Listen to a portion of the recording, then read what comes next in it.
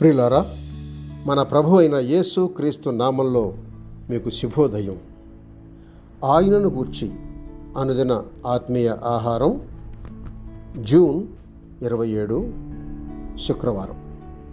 నేటి మన ధ్యాన లేఖనం ఆదికాండం 5వ అధ్యాయం 21 నుండి 24 వచనాలు.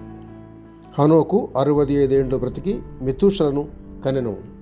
హనోకు దేవునితో నడిచిన తరువాత దేవుడు అతను తీసుకుని పోయాను గనుక అతడు లేకపోయాను. వ్యాఖ్యానాంశం: హనోకు జీవన సౌరభం, 3వ భాగం. ప్రవక్త. వ్యాఖ్యానాంశం: హనోకు జీవన సౌరభం, 3వ భాగం. ప్రవక్త. వ్యాఖ్యానం: హనోకు జీవించిన దినాల్లో ప్రజల నైతిక ఆత్మీయ జీవితాలు భయంకరమైన స్థితిలో ఉన్నాయి. వారు భక్తిహీనులు, తమ దురాశల చొప్పున నడుచువారు, లాభం నిమిత్తము మనుషులు కొనియాడువారు, సణుగువారు, తమ గతిని గూర్చి నిందించువారు, డంబమైన మాటలు పలుకువారు అని హనోకు హెచ్చరికలు జారీ చేశాడు. యూదా పత్రిక 14 నుంచి 16 వచనాల్లో.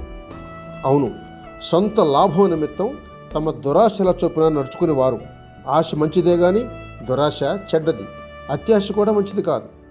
యాకోబు 1:15 దురాశ గర్భం ధరించి పాపాన్ని కనును అని చెప్తోంది. మనుషులు పొగుడుతారట, లాభం కొరకు ముఖస్తుతి చేస్తారు. ఇది దేవునికి ఇష్టమైంది కాదు. 3వది, సణుగువారు ఉన్నారు. సణిగినందున సంహారకుని చేత నశిస్తారని 1 కొరింథీ పత్రిక 10:10 ఉంది. సణుగువారు తీర్పు పొందుతారు. యాకోబు పత్రిక 5:9 ప్రభు సమీపంగా ఉన్నాడు గనుక ప్రభు పిల్లల్లో సణుగులు ఉండకూడదు. 4వది, తృప్తి లేని జీవితం కలిగి ఇతరులను నిందిస్తారు.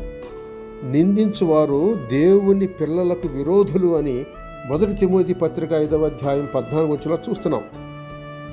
5వది, డంబంగా మాట్లాడేవారు, అనగా బడాయి కొడతారు, ప్రగల్భాలు పలుకుతారు. 2 పేతురు పత్రిక 2వ అధ్యాయం 18వ వచనంలో ఈ డంబపు మాటలు క్రీస్తు విరోధిని సూచిస్తున్నాయి.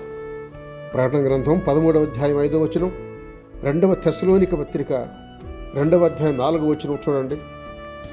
పౌలు తిమోతికి వ్రాస్తూ, వాక్యమును ప్రకటించము, సమయమందును అసమయమందును ప్రయాసపడము, సంపూర్ణమైన దీర్ఘశాంతముతో ఉపదేశించుచు, ఖండించము, గద్దించము, బుద్ధి చెప్పుము అని 2వ తిమోతి పత్రిక 4, 2, 3 వచనాల్లో చూస్తున్నాం.